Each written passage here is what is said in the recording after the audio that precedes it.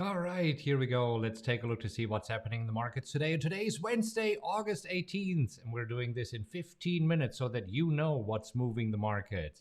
So let's jump right in and let's see what's happening. You see, yesterday the major indices dipped after a decline in July retail sales. Here we see the Dow. So the Dow is down 0.8%. The S&P yesterday was down 0.7%. The Nasdaq down 0.9%. Really not a big deal. So what happened yesterday? Retail sales data was released and it came in worse than expected. Analysts expecting a decline of 0.2%, and it came in with minus 1.1%. And if you take a look at a 5-minute chart of the Dow here, then we see what happened yesterday. I mean, the market the data was released before the markets opened, and this is why we opened lower. And then at first we were just diddling sideways. Over the lunch break, we had another dip, but then a recovery into the close. So very similar picture here on the S&P 500 and on the Nasdaq here as well. So as you can see, it wasn't really a big deal. So was it really the retail sales data that has sent markets lower? Well, here's my take on this. Let's just switch to a daily chart. And what I will do right now is remove the coloring for the PowerX strategy and just use a standard coloring where we see green bars mean that we have an up day and red bars mean that we have a down day, meaning that we close lower. And as you can see in the S&P, we had what? 1, 2, 3, 4, 5 up days in a row. I mean, how many more times can you make record highs before slightly retreating? And you see yesterday's bar opened lower, but then pretty much bounced right back because the natural state of this market right now is to the upside. It seems that nothing can hold this market down. Let me just switch on the coloring of the PowerX strategy again, because for me this is easier to see. Anyhow, so that was happening here. Now we did have a few stocks that were underperforming yesterday. So for example, yesterday we had Amazon closing lower, so 1.73% worse than the market. We had Apple closing lower yesterday, 0.6%. We had Google closing lower yesterday, so with 1.16%. But as you can see, I mean, this is just normal, absolute normal profit taking here, or taking a breather. So what are market participants focusing on today? Today, the big report will be the Fed meeting minutes that are being released at 2 p.m. Eastern time.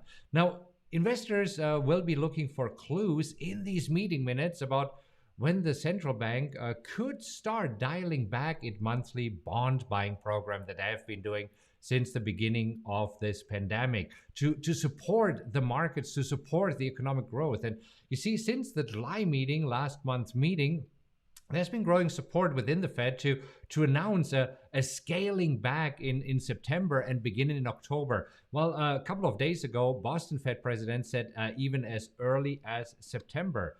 So we'll see. Oh, what is going on here? It seems that the video is lagging here for a few minutes. Hopefully it's just on my end and not on your end. But let me switch back here very quickly to the screen so that hopefully you can see, because we had a few more earnings reports coming out today. Let me just make sure that I'm switching over. There we go. Okay, so let's talk about who reported earnings. Well, first of all, you know that retailers are on deck. Yesterday, Home Depot reported earnings and actually closed lower by 4.3%. So today, Lowe's reported earnings. Yesterday, Lowe's was dragged down because everybody thought, okay, if Home Depot doesn't have great earnings here, this might actually drag down the other retailer, the home improvement retailer Lowe's. And as you can see, yesterday down 5.8%. But Lowe's reported before the bell, and they actually reported better than expected earning. Also, they raised its full year financial outlook as spending by builders and professional rose. This is why Lowe's this morning is up 3.6%. So Home Depot yesterday was basically saying, well, we're not doing too well. Lowe said, we are just doing good. Target is another retailer that reported earnings here this morning. Now, Target beat the estimates by 15 cents and made $3.64 per share. Also, revenue was slightly above analyst forecast. But even though they have been beating the forecasts, Target right now is down pre-market 2.3% after already sliding 3% yesterday. So it was the same with Walmart. So Walmart here had some challenges yesterday, but they recovered. You see, Walmart yesterday was a little bit all over the place, going up, going down, but then they recovered nicely. This morning, they're slightly up pre-market, but pretty much unchanged. Who else? We had Krispy Kreme, and they just recently started trading at the exchange. As you see, Krispy Kreme donut at around $16.20. This was their opening price. Then first day up, and then the usual IPO. Let's go down. But then they reported earnings here today. They're a little bit better than expected earnings, and they also gave a better than expected forecast. So, however, markets right now don't appreciate it just yet, up slightly 0.3% here. Yesterday they slid 4%, so let's see what is happening here with Krispy Kreme donuts today. A few others that are on the move here this morning is Moderna, MRNA. There we go. So Moderna yesterday up 7.5%. Earlier this morning when I checked, they were up as well because right now they've pulled back around the flat line. Anyhow, so there's an expected announcement by the White House calling for booster shots for Americans that are already fully vaccinated. And this would, of course, boost Moderna's revenue. They are one of the vaccine makers, and they already administered 2 doses to around 50% of Americans, 1 dose to around 72% of Americans, and now another booster shot. So this actually boosts their revenues. Let's actually see what Pfizer has been doing here this morning. So Pfizer yesterday also up and away. So Pfizer, the other vaccine maker that is approved here in the US. We also have Johnson & Johnson. Let's see, Johnson & Johnson, you see, following the same. So Johnson & Johnson, another vaccine maker, just up and away here, as it seems. Okay, so also today, who is reporting after the bell? It will be Robinhood, and this will be the first earnings report as a public company after the bell. So this will be interesting because, as you know, they opened around $36. Then they went all the way up to above $84. I think it was as high as $85. And ever since, they have been sliding lower. So this is where today, for the first time ever as a public company, they will report earnings. So we will see what is happening here. All right, in other news, the TSA has extended the federal requirement for travelers to wear masks on commercial flights, also on buses and trains. And this mandate was set to expire next month, but they extended it through January 18th. And so it will cover the busy travel periods such as Thanksgiving and the December holidays. And this extension comes as COVID cases across the US were rising due to the highly contagious Delta variant. I mean, this is sweeping through the US right now. So seems that when traveling, still have to wear masks. Now, I want to show you something cool here, because if you take a look at the S&P, let's go back to the S&P. We see that the S&P year to date is up, 18.5%, right? So this is what we see here, 18.5%. Now, yesterday we talked about the big short bet against Cathie Wood's ARKK investment fund. So Michael Burry, who is known for the big short against the housing market, and this was from the movie The Big Short. He was portrayed by Christian Bale. He actually bet against ARKK, which is Cathie Wood's flagship fund.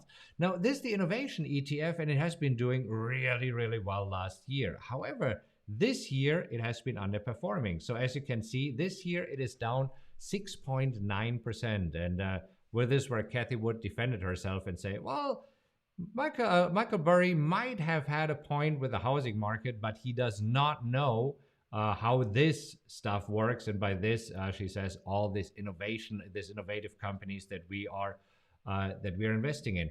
But I wanted to bring up here the S&P 500 map on FinWiz. And this is where we are looking at the year-to-date performance. And again, keep in mind, this is here all of the S&P 500 companies. And S&P overall up, what do we say, 18.5%. Now we see that there's some companies heavily outperforming it. I mean, Microsoft, 39%, Google plus 80% thus far this year.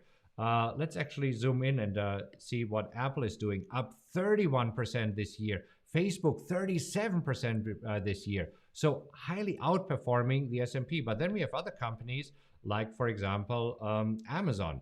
Oops, I didn't want to go for a one-year performance. I wanted to go for the year-to-date. There we go. Even that is impressive. And we see that year-to-date, we have companies like Amazon and Tesla underperforming. So I thought it would be fun, actually, to look at some of the companies that are super wildly popular. I grabbed this list from the internet. This is where somebody said, these are the popular companies. And I want to bring up here the S&P 500 as a comparison. So that you see what happened if you're looking on a weekly chart here, for example, ever since the pandemic hit. So here we're looking at American Airlines, and in the background, the orange line is the S&P 500. Let me just go back to pre-pandemic so that we see what is happening. And as you can see, this is where we had the pandemic drop here. And ever since, the S&P, as we know, on Friday, doubled since its low. So the S&P doubled. However, if you look at American Airlines, still underperforming. And let's just do this for a few stocks here. See Apple clearly outperforming the S&P 500, AMC. Well, that's just a crazy stock. Amazon also outperforming. Disney right now slightly underperforming. Microsoft outperforming. Why am I showing you this? Well, because the S&P 500 is an index, so there will always be companies that are outperforming it, like Microsoft, Apple, as we have seen, and there's companies that are underperforming it. So the question is, should you bet against these companies? And this is pretty much like trying to bet against a winning horse. I mean, we talked about Google, for example. Let's just bring up Google here. I mean, who can stop Google? It just seems to be up and away, by far outperforming it. As you can see, at first we were on track pre-pandemic, but then moving lower and now by far outperforming. So we will see how much longer we can make this new all-time highs here. Let me just get rid of the comparison here. I just thought it's interesting and I wanted to show you of what is happening here in the market. Let's take a look at a few other things. Let's take a look at Bitcoin and the cryptocurrencies and see how they are doing. I'm going to switch back to a weekly chart. You see slightly pulling back here this week, but overall still very solid for the past few weeks in an uptrend. So we can also look at Dogecoin, Ethereum.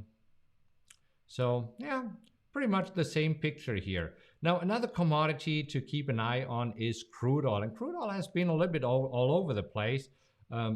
So crude oil has had this wild run up to 76. Ever since, it has been pulling back a little bit to around, 65, and is now trading at around 67. This is actually a pretty healthy level at which crude oil is trading here right now. So the prices that we see at the pump are pretty much normal right now. Okay, so again, the big deal today will be the FOMC meeting minutes at 2. Let's just see where the markets are possibly opening here. So we're looking at the YM, the mini Dow futures. So they're pointing to a slightly lower opening, looking at a 5-minute chart here.